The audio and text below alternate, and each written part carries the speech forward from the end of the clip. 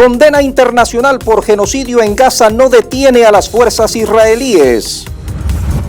Y respetando todo tratado internacional, Trump amenaza con destruir supuestos narcoterroristas. Agresión contra Venezuela genera frente común en su defensa. Desmontan plan de falsa bandera implementado por la DEA contra Venezuela. Yulimar, bronce mundial. Tiburones inician preparación y la pértiga tiene nuevo récord mundial. Y al cierre les contaremos cómo un agricultor creó un hábitat donde renace la vida silvestre.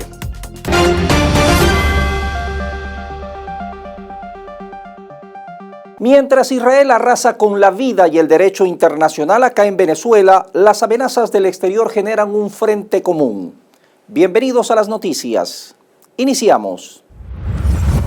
Y en lo que ya ha sido calificado como un verdadero genocidio, Israel avanza en la Franja de Gaza desafiando toda condena internacional, mientras los palestinos huyen por oleadas del enclave en medio de un bombardeo inhumano. La incursión largamente anticipada comenzó en las afueras de la ciudad, donde las fuerzas de Israel aceleraron sus ataques aéreos y la destrucción de torres de gran altura durante la última semana. Gaza está ardiendo, escribió el ministro de Defensa Israel Katz, acotando que las fuerzas de defensa estaban atacando infraestructuras terroristas y trabajando, dice, para asegurar la liberación de los rehenes y la derrota de Hamás.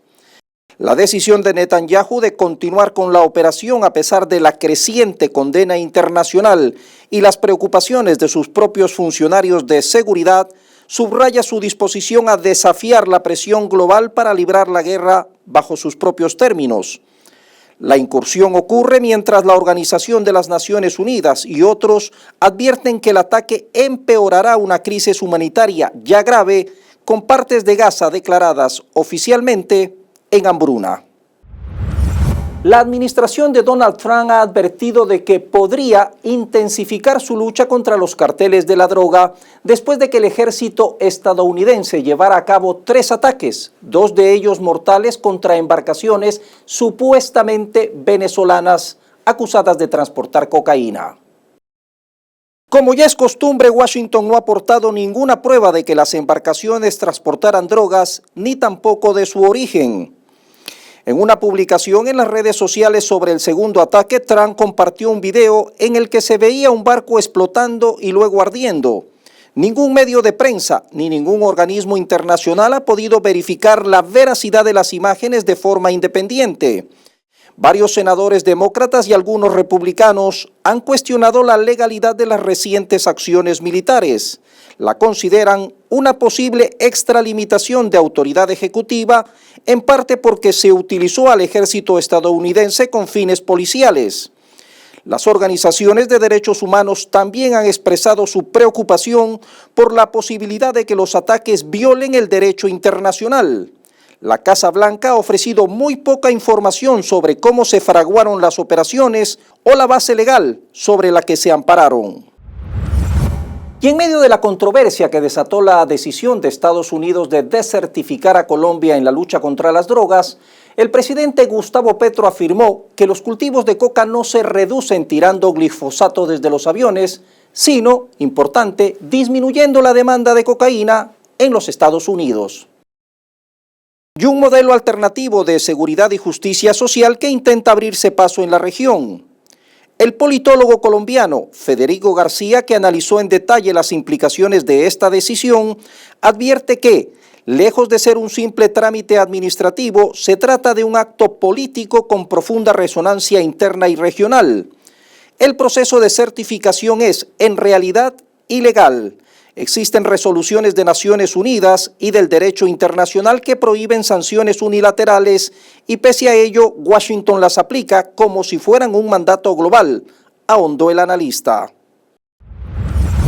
David Pittman, de 63 años, fue ejecutado el pasado miércoles mediante inyección letal en la prisión estatal de Florida. Esta ejecución representó la número 12 en lo que va del 2025. Se trata de la mayor cantidad de ejecuciones desde que el Estado reinstauró la pena capital y la número 31 a nivel nacional este año. Pittman fue condenado por el asesinato de 3 integrantes de la familia de su entonces esposa en mayo de 1990. En aquel momento, según datos del juicio, afrontaba un divorcio conflictivo y había amenazado de muerte a su familia política. Sus abogados solicitaron que se le conmute la pena de muerte por la de prisión de por vida, alegando que el acusado sufría de discapacidad intelectual con un coeficiente en el rango bajo de los 70 puntos, lo que tornaba inconstitucional su ejecución. Y Cuba presentó al mundo una vez más las graves secuelas económicas causadas a su economía tras más de 60 años de un bloqueo criminal por parte de los Estados Unidos, el cual ha sido condenado por la mayoría de los países del mundo y que la ONU en innumerables ocasiones ha pedido que cese, sin resultado positivo.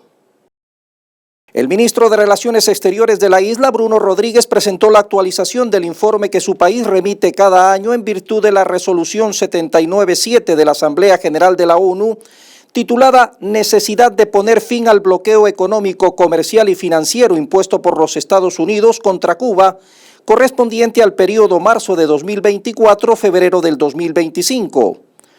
Rodríguez Parrilla denunció que el bloqueo ha provocado daños y perjuicios por 7.556 millones de dólares solo en el último año, lo que supone un incremento del 49% respecto al periodo anterior. Explicó que los efectos pueden medirse con claridad en el día a día de la población y en la planificación económica del país. El ministro señaló que el bloqueo limita severamente el acceso a equipamiento médico, tecnologías de comunicación, transporte, combustibles, afectando directamente indicadores de salud y el sistema energético nacional. Además, denunció que 40 bancos extranjeros se negaron a operar con entidades cubanas y rechazaron 140 transferencias bancarias bajo amenaza de sanciones de Washington. Y en el Perú, más de 2.300 turistas se han visto afectados por las fuertes manifestaciones y bloqueos realizados en las carreteras y vías ferroviarias que trasladan pasajeros desde el Cusco al santuario histórico de Machu Picchu, considerada una de las 7 nuevas maravillas del mundo. La ministra de Comercio Exterior y Turismo, Desilu León, señaló que del total de personas perjudicadas por la suspensión de los servicios en Machu Picchu, 1.400 turistas fueron devueltos a Cusco la noche del pasado lunes a través de un operativo efectuado por los Ministerios del Interior, de Transporte y Comunicaciones, Policía Nacional y empresas ferroviarias. Sin embargo, precisó, otros 900 siguen varados en el emblemático lugar, ya que no pudieron ser sacados debido a daños en la vía que habrían sido causados por vándalos que están aprovechando la situación para poner en riesgo la seguridad de los visitantes. Se busca resolver el problema de transporte que afecta a la zona, originado por el fin de una concesión exclusiva de 30 años que mantenía la empresa Concetur. Se busca que la ruta turística sea ahora activada por la empresa San Antonio de Torontoy, que busca iniciar operaciones. La ministra convocó a una reunión de urgencia con autoridades locales y nacionales, así como gremios turísticos, para iniciar un proceso de diálogo que permita encontrar una solución consensuada. El presidente de los Estados Unidos, Donald Trump, aplazó el pasado martes por 4ª vez la ley que prohibiría TikTok en territorio estadounidense. Todo esto tras el acuerdo alcanzado con China en las negociaciones celebradas en la ciudad de Madrid. El mandatario republicano firmó un decreto por el que extiende hasta el 16 de diciembre el plazo legal para que la empresa china ByteDance venda la propiedad de TikTok en Estados Unidos, o de lo contrario la aplicación de videos quedaría prohibida en el país. Trump había pospuesto el veto a TikTok en enero, en abril y junio de este año. TikTok, la popular aplicación de redes sociales basada en videos, ha permanecido en un limbo legal debido a una ley estadounidense que amenazaba con prohibirla a menos que fuera vendida.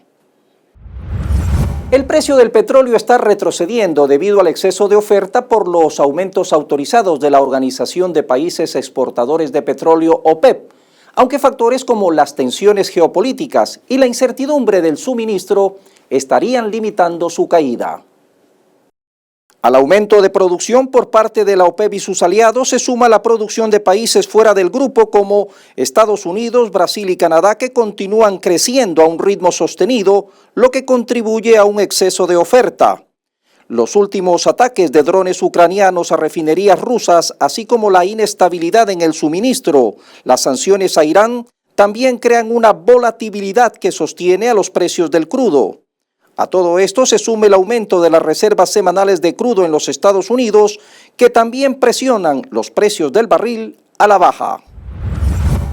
Volodymyr Zelensky planteó por sorpresa una nueva condición al presidente de Estados Unidos, Donald Trump, para resolver el conflicto en Ucrania. Así lo informó en una entrevista con la cadena Sky News. Destacó que antes de acabar con la guerra desea que todos los acuerdos estén cerrados y un documento respaldando la seguridad de Ucrania firmado por Estados Unidos y sus aliados europeos. Señaló también que el único modo de parar las hostilidades es establecer primero garantías de seguridad específicas. Por otra parte, el líder del partido francés Patriotas, Florian Philippot, llamó a no enviar ningún tipo de ayuda a Ucrania después de la nueva exigencia de Volodymyr Zelensky de no menos de 120.000 millones de dólares para el 2026 para sostener a las Fuerzas Armadas, incluso si la guerra termina. Anteriormente se supo que la llamada coalición de los dispuestos pronto comenzará a trabajar en los aspectos legales y políticos de las garantías para Kiev. Aún así, no todos los estados europeos están de acuerdo en proporcionar sus fuerzas armadas. Durante siglos, la presbicia, ese inevitable desenfoque de la visión cercana que aparece a partir de los 40 años, ha condenado a millones de personas a depender de gafas de lectura. Sin embargo, un nuevo tratamiento oftalmológico está desafiando este destino. Se trata de un colirio capaz de devolver la visión cercana en cuestión de minutos, sin cirugía ni lentes adicionales. La presbicia ocurre cuando el cristalino pierde elasticidad, impidiendo enfocar de cerca con claridad. No es una enfermedad, sino un proceso natural de envejecimiento ocular. El nuevo fármaco, basado en una formulación de pilocarpina a baja concentración, actúa contrayendo la pupila y aumentando la profundidad de campo, lo que permite enfocar objetos cercanos con nitidez. En estudios clínicos, los pacientes reportaron mejoras notables en la visión cercana apenas 15 minutos después de la aplicación, con un efecto que puede durar entre 6 y 10 horas. Esto significa que una sola gota puede sustituir el uso de gafas de lectura durante toda una jornada laboral. El lanzamiento al mercado del producto, se dice, marcará un antes y un después en la industria oftalmológica. Malos días para los ajustes de Milei en Argentina. La oposición volvió a reunir los 2/3 necesarios para anulitar los vetos presidenciales que buscaban frenar el aumento de presupuesto, tanto para las universidades nacionales como para los hospitales públicos. Está claro que el Congreso dejó de acompañar el ajuste de Milei, destacaron analistas políticos. Por una abrumadora diferencia de 174 votos afirmativos contra 67 negativos en el primer caso y de 181 contra 60 en el segundo, la oposición echó por tierra el pedido presidencial. El rechazo de los vetos es mucho más que un revés legislativo para el gobierno y supone un nuevo traspié político en su máxima expresión tras la contundente derrota sufrida en las últimas elecciones. Si no hay un cambio inmediato en la construcción de algún tipo de consenso, se vendrían semanas muy intensas para la Casa Rosada, que todavía no puede encontrar la salida a esta crisis, se destaca. Y una perforadora capaz de llegar a 3 metros de profundidad planea operar en la superficie lunar gracias al exitoso alucinaje de Blue Ghost, el segundo de esta empresa cerca del Mons Latrell en Mare Crisium. La misión de Firefly Aerospace transportó al menos 10 instrumentos científicos, todos ellos diseñados para responder preguntas fundamentales sobre navegación, flujo de calor, comportamiento del polvo lunar y perforación del suelo, reseña el HAIR. La NASA ahora usa un sistema de viaje privado llamado Servicios Comerciales de Carga Lunar, donde compra servicios de envío a la Luna en vez de construir sus propias naves.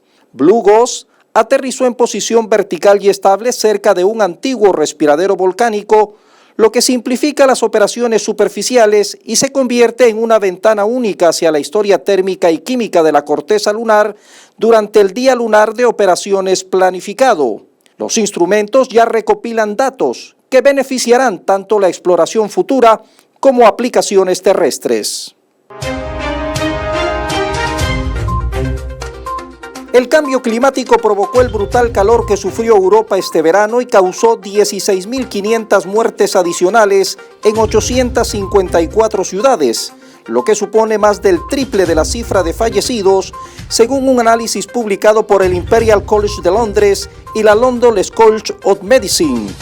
Los investigadores utilizaron modelos climáticos, datos meteorológicos, datos de mortalidad y métodos de investigación revisados por pares para calcular cómo el cambio climático influyó en las temperaturas de cada ciudad y afectó al número de muertes. La cifra de muertos por la explosión de un camión cisterna de gas en Iztapalapa, Ciudad de México, aumentó a 19 según fuentes oficiales. El incidente en una de las vías más concurridas de la ciudad dejó además 32 hospitalizados, muchos de ellos con graves quemaduras y decenas de vehículos calcinados por la onda expansiva. La Fiscalía investiga las causas del accidente, mientras que la presidenta de México, Claudia Sheinbaum, anunció la implementación de nuevas regulaciones de seguridad para el transporte de combustibles. Ya está trabajando Secretaría de Energía con Secretaría de Infraestructura, Comunicaciones y Transportes para fortalecer la regulación, sobre todo el transporte de gas LP, que es muy importante. Aquellos que tienen, son permisos federales y además aquellos que en particular tienen placa federal. Paralelamente, sé que la jefa de gobierno anunció que va a poner mayor regulación en el transporte de este combustible y nosotros ya estamos trabajando en ello y la idea es que pueda salir incluso la próxima semana. Como si en el mundo no hubieran los suficientes conflictos bélicos como en Gaza o Ucrania o económicos con los aranceles, Inglaterra recibió a Donald Trump como si viviera en la Edad Media y en medio del rechazo de muchos de los suyos. En la segunda visita del mandatario norteamericano, las dos partes se autoelogiaron como aliados especiales, sin mencionar el rechazo de muchos británicos a la pompa de la Casa Real y los conflictos arancelarios implementados por el norteamericano, a quienes muchos le recordaron su amistad con Jeffrey Epstein. Cientos de miles de personas continúan protestando en Francia contra los nuevos recortes presupuestarios. Los principales sindicatos llamaron a la acción con un impacto significativo en el transporte y las escuelas. Se trata de nuevas jornadas de disturbios en un ambiente muy convulsionado en el que cientos de miles de personas se suman a las huelgas y manifestaciones contra las nuevas medidas de austeridad del gobierno. Desde la madrugada del jueves, varios hospitales y centros de salud portugueses no funcionan con normalidad debido a la caída de sus sistemas informáticos. Un apagón digital está poniendo en peligro consultas, cirugías y otras actividades médicas. El fallo fue confirmado por la presidenta de la Federación Nacional de Médicos, Joana Bordaló de Sá. Según los médicos, el apagón demuestra la falta de inversión en los sistemas informáticos del Sistema Sanitario Nacional y responsabilizan directamente a la ministra de la Cartera de Salud, Ana Paula Martins, y al primer ministro, Luis Montenegro. La Comisión Internacional Independiente de Investigación de Naciones Unidas ha reconocido, 346 días después del conflicto palestino-israelí, que ese país lleva adelante un verdadero genocidio contra la población de Gaza. En Gaza se está produciendo y continúa produciéndose un genocidio y la responsabilidad es del Estado de Israel. La ONU se basa en el bombardeo indiscriminado que produce el asesinato de miles de civiles, el daño físico y mental contra su población, la destrucción generalizada de estructuras y el daño deliberado contra menores de edad. La Comisión Europea presentó su propuesta para romper parcialmente el acuerdo de asociación con Israel. El objetivo, bloquear la parte comercial del mismo, además de añadir medidas como la suspensión de la ayuda bilateral y añadir pasos para apoyar a Gaza desde el punto de vista humanitario con una conferencia de ayuda a Palestina. Se mantendría abierto el diálogo político. Entre las medidas previstas también están sanciones contra los ministros extremistas y los colonos violentos y la creación de un grupo de donantes para Palestina para la reconstrucción de Gaza. Tyler Robinson, el joven de 22 años acusado de asesinar al activista conservador Charlie Kirk, fue acusado de asesinato con agravante, según informó la Fiscalía del Estado de Utah, acotando como prueba que Robinson dejó ADN en el gatillo del rifle que efectuó el disparo mortal. La acusación significa que Robinson podría enfrentarse a la pena de muerte si es declarado culpable de matar a Kirk en la Universidad del Valle. Tras su reciente derrota en las elecciones de la provincia de Buenos Aires, el presidente de Argentina, Javier Milei, presentó formalmente el proyecto de presupuesto 2026 que enviará al Congreso para su tratamiento antes del fin del año legislativo. El presidente refuerza la relevancia del ajuste fiscal, acotando que este es irrenunciable en su plan de gobierno, sin reconocer que el ajuste fue parte de su amplia derrota. Milei afronta una próxima ronda electoral, esta vez nacional, en el próximo mes de octubre. El expresidente de Brasil y golpista convicto Jair Bolsonaro fue trasladado de urgencia a un hospital en Brasilia.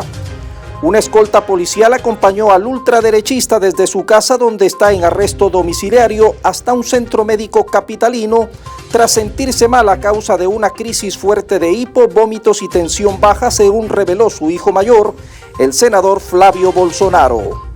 No es la primera vez que Bolsonaro sufre una crisis que requiere de hospitalización. Se le detectó un posible cáncer en la piel. Un incendio destruyó cientos de hogares y afectó a más de 2.000 personas en un barrio de Manila, capital de Filipinas, menos de una semana después de que otro suceso similar en un barrio de construcciones precarias dejara sin hogar unas 8.000 personas, afirmaron fuentes oficiales. El fuego comenzó en el barrio de Santa Cruz y los bomberos no consiguieron controlar las llamas hasta entrada la madrugada, según señaló la Oficina de Gestión de Desastres, que resaltó el gran número de viviendas perdidas, aunque no hubo víctimas. El presidente de la República, Nicolás Maduro, aseguró el pasado martes 16 que todos los sectores productivos, económicos y políticos se reconciliaron para unirse a las estrategias de defensa de la soberanía y verdad de Venezuela ante las agresiones del gobierno de los Estados Unidos. El gobierno de los Estados Unidos de Norteamérica, violando todas las leyes internacionales, todos los tratados, acuerdos internacionales, violando toda la normativa. Donde usted vaya, donde usted se meta, hay un repudio gigantesco al gobierno de los Estados Unidos y su intento de amenazar a Venezuela con su fuerza militar. El tema que nos ocupa es una amenaza de guerra en el Caribe contra Venezuela.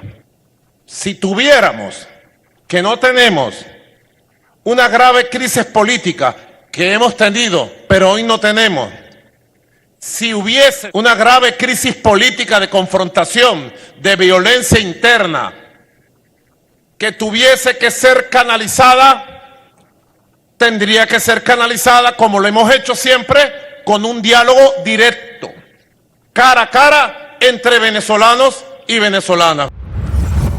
Y el canciller de Venezuela, Iván Gil, publicó un comunicado en donde asegura que los informes internacionales certifican una vez más al país como territorio libre de narcotráfico. Destacó Gil que Venezuela, como toda la comunidad internacional y los países de América Latina, rechazan y repudian el informe emitido por el Departamento de Estado de los Estados Unidos, que pretende señalar los países de tránsito y productores de droga ilícitas de este año en una imaginaria e ilegítima autodesignación como juez y policía del mundo. Todas las aseveraciones del referido informe, aseguró, carecen de fundamento y contradicen los datos oficiales de organismos internacionales especializados. Destacó que en los informes de la Oficina de las Naciones Unidas contra la Droga y Delitos especifican de manera clara que desde 1999 al 2025 Venezuela está libre de cultivos ilícitos. Esta información aparece reflejada en los propios informes de la Agencia Antidrogas de los Estados Unidos, DEA, de 2024 y 2025, donde Venezuela no es señalada ni como productor ni como distribuidor, agregó. Desde el sábado 13 de septiembre, en diversos lugares de Venezuela, los cuerpos alistados en la Milicia Nacional Bolivariana están acudiendo a los cuarteles de la Fuerza Armada Nacional para el proceso de conocimiento, formación y alistamiento militar en defensa de la patria. Todo esto tras el llamado del presidente de la República, Nicolás Maduro Moros. La jornada consiste en el adiestramiento de los defensores de la soberanía nacional con el propósito de fortalecer sus capacidades técnicas y tácticas en una clara expresión de la voluntad nacional de contribuir y participar en la protección del suelo venezolano y forma parte de la fase de avance de la Operación Independencia 200.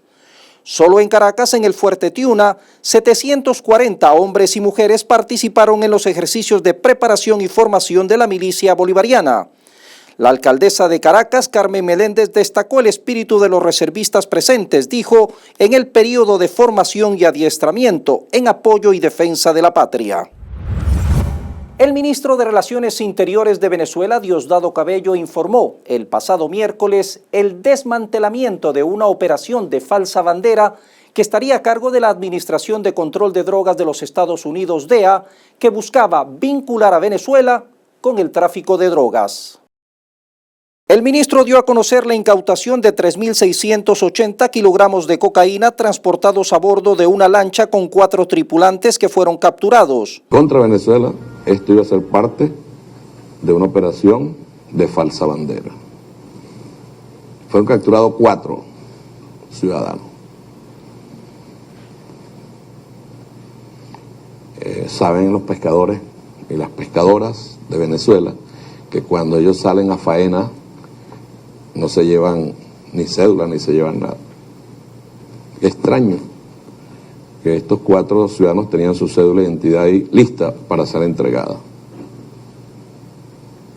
Esa lancha con droga era una operación de falsa bandera de la DEA para acusar a Venezuela.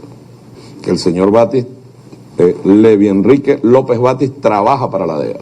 Además de la cocaína, se incautó una embarcación tipo Go Fast con 4 motores, un teléfono satelital, 2 teléfonos inteligentes, 2 radiotransmisores, un GPS y 2.400 litros de combustible.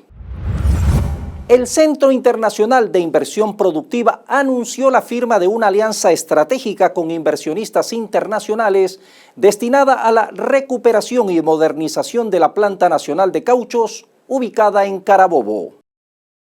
En su primera etapa, la inversión supera los $30 millones orientados a la actualización tecnológica, la recuperación de líneas de producción y la capacitación de la fuerza laboral en coordinación estrecha con los trabajadores. El plan de reactivación prevé que en los primeros 12 meses de ejecución se triplique como mínimo la producción actual de llantas con el propósito de sustituir importaciones y avanzar hacia el objetivo de cubrir la totalidad de la demanda interna con manufactura nacional. Este esfuerzo conjunto entre el Estado venezolano y la inversión extranjera permitirá garantizar empleos de calidad, fortalecer el encadenamiento productivo de la industria automotriz, así como generar un importante ahorro de divisas para el país. La tercera edición de la Feria Internacional de Telecomunicaciones de Venezuela, FITELVEN, arrancó el pasado miércoles en el Poliedro de Caracas con la presencia de empresas nacionales e internacionales como expositores que trascienden fronteras para dar a conocer las potencialidades del país en tecnología e innovación. 138 empresas nacionales y 6 internacionales compartirán hasta el domingo 21 lo más importante de las nuevas tecnologías. Patriacel, empresa líder en el sector, presenta en la feria su amplia gama de servicios en el mercado. En el vuelo número 68 del Plan Vuelta a la Patria, que aterrizó el pasado miércoles en el Aeropuerto Internacional Simón Bolívar de Maiquetía, retornaron 5 de los niños secuestrados por el gobierno de los Estados Unidos.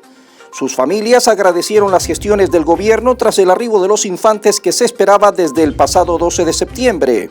En el mismo vuelo arribaron 185 migrantes más, entre los cuales se detallan 16 mujeres y 164 hombres. El equipo multidisciplinario integrado por los órganos de seguridad del Estado venezolano ofrecieron atención médico-social integral a este nuevo grupo de connacionales. La Corporación Eléctrica Nacional, Corpoelec, denunció el pasado martes una nueva agresión contra el sistema eléctrico de Venezuela. El ataque, según el informe, se dio contra dos de las principales líneas de transmisión de 765 kilovoltios, infraestructura de vital importancia para el flujo de energía en el país. Fruto del mismo se produjo una baja de tensión en varios estados como La Guaira, Miranda, Aragua, Carabobo, Falcón y Caracas. Venezuela, junto con Irán, China, Rusia, Nicaragua y Bielorrusia, presentaron un proyecto de resolución sobre la prohibición de toda forma de ataque y amenazas de ataque contra emplazamientos e instalaciones nucleares bajo las salvaguardias de la Organización Internacional de Energía Atómica. El proyecto de resolución fue presentado en la Conferencia General de la OIEA, que comenzó el pasado lunes en Viena. Venezuela enfatizó que la medida se ha tomado para defender la integridad del Tratado de No Proliferación Nuclear.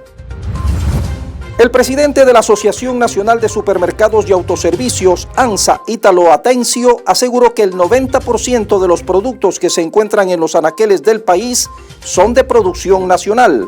Durante la instalación del Consejo Nacional por la Soberanía y la Paz, Ítalo sostuvo que las transacciones en bolívares han aumentado en un 95%, lo que representa un incremento en la confianza en la moneda nacional. El presidente de ANSA también recalcó que durante este año se han abierto 30 nuevos supermercados en todo el país, consolidando el dinamismo en el sector. Como parte de la lucha contra la legitimación de capitales, el terrorismo, su financiamiento y la proliferación de armas de destrucción masiva, el Tribunal Supremo de Justicia informó la ejecución de un plan de acción para reforzar la ley orgánica contra la delincuencia organizada y financiamiento al terrorismo. En este sentido, el TCJ informó el desarrollo de actividades para verificar los expedientes relacionados con delitos tipificados en la ley, así como delitos precedentes de la legitimación de capitales en los tribunales a escala nacional. Según el representante de Fedecámaras en La Guaira, Eduardo Quintana, el reto para los puertos venezolanos es ir hacia una mayor avanzada de tecnología porque en esa medida el país va a ser mucho más competitivo. Puso como ejemplo el puerto de Chancay con inversión china en el Perú que servirá de enlace con los puertos del mundo. Destacó que la creación de las zonas económicas especiales constituye una alternativa para generar empleo, comercio y apertura económica del país. Yulimar Rojas, bronce a nivel mundial. Tiburones inician preparación y la pértiga tiene ya nuevo récord mundial. La venezolana Yulimar Rojas logró medalla de bronce el pasado jueves en la final del Mundial de Atletismo de Tokio tras su regreso a la pista luego de 2 largos años de ausencia debido a una grave lesión en el tendón de Aquiles. La reina del salto triple captó la mirada de los espectadores al lucir unas zapatillas en las que se podía leer el mensaje en inglés "I am back", he vuelto. Bajo la lluvia, Rojas tuvo una marca de 14,76 metros, muy lejos de sus estándares de antes de la lesión y sobre todo a casi 1 metro de su récord mundial que es de 15 metros 74 centímetros, lo cual no le quita nada a su grandeza. Con un grupo de 25 peloteros, Tiburones de La Guaira comenzó su minicamp de pretemporada en el Estadio Universitario de Caracas, marcando el arranque de su preparación para la campaña 2025-2026 de la Liga Venezolana de Béisbol Profesional. Tras conquistar el título de la Liga, la Serie del Caribe en temporadas pasadas, los escualos refuerzan su estructura técnica con la incorporación de Ramón Hernández como coach de banca. El sueco Armand Duplantis se robó el protagonismo absoluto en el Mundial de Atletismo de Tokio al coronarse por tercera vez consecutiva campeón del mundo y elevar su récord mundial a 6 metros 30 centímetros. Es la 14ª vez que el prodigio sueco nacido en Estados Unidos consigue batir la plusmarca mundial desde que lo logró por primera vez en febrero del 2020. Y hoy en Lo Positivo les contamos que el conservacionista británico Charlie Burrell decidió convertir sus tierras de cultivo en el sur de Inglaterra en una enorme reserva de animales. En poco tiempo, este proyecto de reconstrucción conocido como Neath Wayland se ha convertido en un éxito rotundo y varias especies que habían desaparecido de la región ahora están de regreso. El proyecto conocido como Reino Unido cuando la naturaleza recupera sus derechos ha animado a otros a emprender iniciativas similares en diferentes lugares de Gran Bretaña. El proyecto, que ya es una realidad, pone en evidencia una vez más el gran poder de recuperación de las diversas especies cuando se les permite convivir en su hábitat. Y cada 21 de septiembre se celebra el Día Mundial del Alzheimer, proclamado por la Organización Mundial de la Salud (OMS) y auspiciado por Alzheimer Disease International. Se busca con esto concienciar sobre esta enfermedad que afecta no solo a los pacientes, sino también a los cuidadores directos y a sus familiares. Por el momento no hay una cura para el Alzheimer, pero sí se pueden realizar rutinas y actividades para retrasar el deterioro que causa la enfermedad. La enfermedad de Alzheimer se considera la nueva epidemia del siglo XXI. Se estima que para el año 2050 el número de personas con Alzheimer ascendería a 132 millones. Hasta aquí las noticias. Como siempre, gracias por su atención.